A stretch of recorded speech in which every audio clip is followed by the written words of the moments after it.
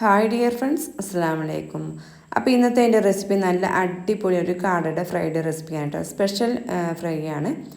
അപ്പോൾ ഞാനിവിടെ ഒരു 20ഓളം കാടയാണ് എടുത്തിട്ടുള്ളത്. അപ്പോൾ അത്യാവശ്യം വലിപ്പമുള്ളതായതുകൊണ്ട് തന്നെ ഞാനത് നന്നായിട്ട് തന്നെ ക്ലീൻ ചെയ്തിട്ട് അതിൻ്റെ നടുഭാഗം ഒന്ന് കട്ട് ചെയ്തിട്ട് എടുത്തിട്ടുണ്ട് കേട്ടോ. അപ്പോൾ അതാ ഞാൻ ഇതിൻ്റെ നടുഭാഗം ഒന്ന് കട്ട് ചെയ്തെടുത്തിട്ടുണ്ട്. അപ്പോൾ നിങ്ങൾക്ക് മുഴുവനായിട്ട് ഫ്രൈ ചെയ്യണമെങ്കിൽ അങ്ങനെ ഫ്രൈ ചെയ്തെടുക്കാം കേട്ടോ. അപ്പോൾ അത് അത്യാവശ്യം വലിപ്പമുള്ളതായതുകൊണ്ട് ഞാനൊന്ന് അതിൻ്റെ നടുഭാഗം ഒന്ന് കട്ട് ചെയ്തെടുത്തിട്ടുണ്ടെന്ന് മാത്രം. ഇനി ഇതിലേക്ക് ഞാൻ ഒരു 2 ചെറുനാരങ്ങയുടെ നീര് ഇതിലേക്ക് ഒഴിച്ചു കൊടുക്കുന്നുണ്ട്. അപ്പോൾ നിങ്ങൾ ഒരു 10 എണ്ണമൊക്കെ എണിച്ചെങ്കിൽ ഒരു ചെറുനാരങ്ങയുടെ നീര് മതി കേട്ടോ. പിന്നെ അതിനും അളവ് കുറവാണെന്ന് വെച്ചെങ്കിൽ ഞാൻ ഈ ഒരു എടുക്കുന്ന ഇൻഗ്രീഡിയൻസിൻ്റെ ഒക്കെ ഒന്ന് അളവ് കുറച്ചെടുത്താൽ മതി കേട്ടോ. പിന്നെ ഇതിലേക്ക് ഞാനൊരു 2.5 ടേബിൾ സ്പൂണോളം ഇഞ്ചും വെളുത്തുള്ളിയും ചതച്ചതും കൂടിയും ഇട്ട് കൊടുക്കുന്നുണ്ട് കേട്ടോ. ഇനി ഇതിലേക്ക് ആവശ്യമായിട്ടുള്ള ഉപ്പും കൂടി ഇട്ട് കൊടുക്കുന്നുണ്ട്. ഇനി കൈക്കൊണ്ട് നന്നായിട്ട് തന്നെ നമുക്കിതൊന്ന് മിക്സ് ചെയ്ത് എടുക്കണം. അപ്പോൾ ഇത് മിക്സ് ആക്കിയതിന് ശേഷം ഞാൻ ഒരു 10-20 മിനിറ്റോളം ഇതൊന്ന് റെസ്റ്റ് ചെയ്യാൻ വെക്കുന്നുണ്ട് കേട്ടോ. അപ്പോൾ ടൈം ഉണ്ടെങ്കിൽ ഒരു 20 മിനിറ്റൊക്കെ വെക്കുക, അല്ലെങ്കിൽ ഒരു 10 മിനിറ്റൊക്കെ വെച്ചാൽ മതി. അപ്പോൾ നമ്മൾ ഫ്രിഡ്ജിൽ താഴത്ത് വെച്ചാലും മതി കേട്ടോ. സമയം ഇല്ലെങ്കിൽ ഒരു 5 മിനിറ്റെങ്കിലും ഫ്രിഡ്ജിൻ്റെ താഴെയായിട്ട് വെക്കുക. അപ്പോൾ അതിന് ഞാനൊരു 20 മിനിറ്റിന് ശേഷം ഇത് എടുത്തിട്ട് ഇതിലേക്ക് ഒരു 1/2 ടീസ്പൂണ് മഞ്ഞൾപ്പൊടി ചേർത്ത് കൊടുത്തിട്ടുണ്ട്. ഇനി ഇതിലേക്ക് ഒരു 4 ടേബിൾ സ്പൂണോളം കാശ്മീരി ചില്ലി പൊടിയാണ് ചേർത്ത് കൊടുക്കുന്നത് കേട്ടോ. അപ്പോൾ നിങ്ങൾ ഈ പൊടികളുടെ ഒക്കെ അളവൊന്ന് നിങ്ങൾ എത്ര എടുക്കണേ അതിനനുസരിച്ചിട്ട് കുറയ്ക്കുകയോ കൂട്ടുകയൊക്കെ ചെയ്താൽ മതി. അപ്പോൾ ഇനി ഇതിലേക്ക് ഞാൻ 1 ടേബിൾ സ്പൂണോളം ഗരം മസാലപ്പൊടിയും കൂടിയും ചേർത്ത് കൊടുക്കുന്നുണ്ട്. ഇനി ഇതിലേക്ക് ഞാൻ വലിയ ജീരകം ഒന്ന് ചതച്ചിട്ട് അതും കൂടി ഇട്ട് കൊടുക്കുന്നുണ്ട്. ഒരു 1.5 ടേബിൾ സ്പൂണോളം വലിയ ജീരകം ചതച്ചതാണ് ഇട്ട് കൊടുത്തിട്ടുള്ളത്. ഇനി ഇതിലേക്ക് ഞാൻ കോൺഫ്ലവറിൻ്റെ പൊടിയാണ് ചേർത്ത് കൊടുക്കുന്നത് കേട്ടോ. അപ്പോൾ അതൊരു 3 ടേബിൾ സ്പൂണോളം ചേർത്ത് കൊടുക്കുന്നുണ്ട്. അപ്പോൾ നമ്മളുടെ ഈ കാട ഫ്രൈ ചെയ്യുന്ന സമയത്ത് നല്ലൊരു സോഫ്റ്റ്നെസ്സൊക്കെ കിട്ടാൻ വേണ്ടിയിട്ടാണ് നമ്മളിതിലേക്ക് കോൺഫ്ലവറിൻ്റെ പൊടി ചേർത്ത് കൊടുക്കുന്നത് കേട്ടോ. ഇനി ഇതിലേക്ക് ഒരു 3-4 ടേബിൾ സ്പൂണ് വെളിച്ചെണ്ണയാണ് ചേർത്ത് കൊടുക്കുന്നത്. അതും കൂടി ചേർത്ത് കൊടുക്കുന്നത് നന്നായിട്ട് തന്നെ നമുക്കൊന്ന് മിക്സ് ആക്കി എടുക്കാം. ഇനി ഇതിലേക്ക് ഞാനിത് ഒരു 4 ടേബിൾ സ്പൂണോളം ഉണക്കമുളക് ക്രഷ് ചെയ്തും കൂടി ചേർത്ത് കൊടുക്കുന്നുണ്ട് കേട്ടോ. എരിവ് കൂടി പോകുന്നില്ല, കാരണം നമ്മളിതിലേക്ക് കാശ്മീരി ചില്ലി പൊടി മാത്രമാണ് ചേർത്ത് കൊടുത്തിട്ടുള്ളൂ. പിന്നെ നമ്മൾ ആദ്യം മിക്സ് ചെയ്യുന്ന സമയത്ത് ഇതിലേക്ക് ഉപ്പ് ചേർത്തിട്ടുണ്ടായിരുന്നു. ഇനി ഉപ്പ് ഈ സമയത്ത് കുറവുണ്ടോ എന്ന് നോക്കിയിട്ട് കുറവ് തോന്നുകയാണെങ്കിൽ ഉപ്പ് വേണമെങ്കിൽ ചേർത്ത് കൊടുക്കാം കേട്ടോ. അപ്പോൾ ഇത് നന്നായിട്ട് മിക്സ് ആക്കിയിട്ട് ഞാനിവിടെ ഒരു അരമണിക്കൂറോളം ഒന്ന് റെസ്റ്റ് ചെയ്യാൻ വെച്ചിട്ടുണ്ടായിരുന്നു, ഫ്രിഡ്ജിൽ താഴെയാണ്ട് വെച്ചിട്ടുണ്ടായിരുന്നു കേട്ടോ. അപ്പോൾ അതിന് ശേഷമാണ് ഞാൻ എടുത്തിട്ടുള്ളത്.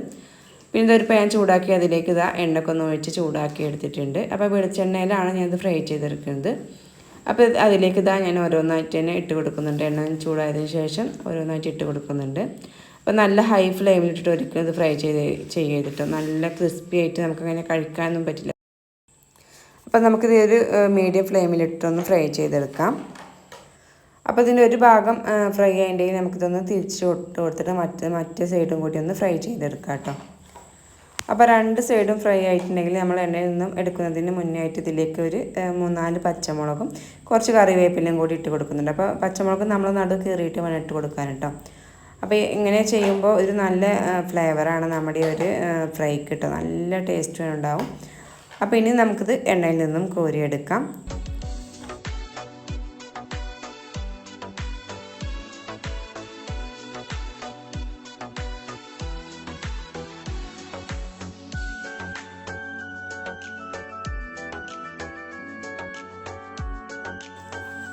ഇനി ബാക്കിയുള്ളത് നമുക്കിതുപോലെ തന്നെ ഒന്ന് ഫ്രൈ ചെയ്തെടുക്കാം.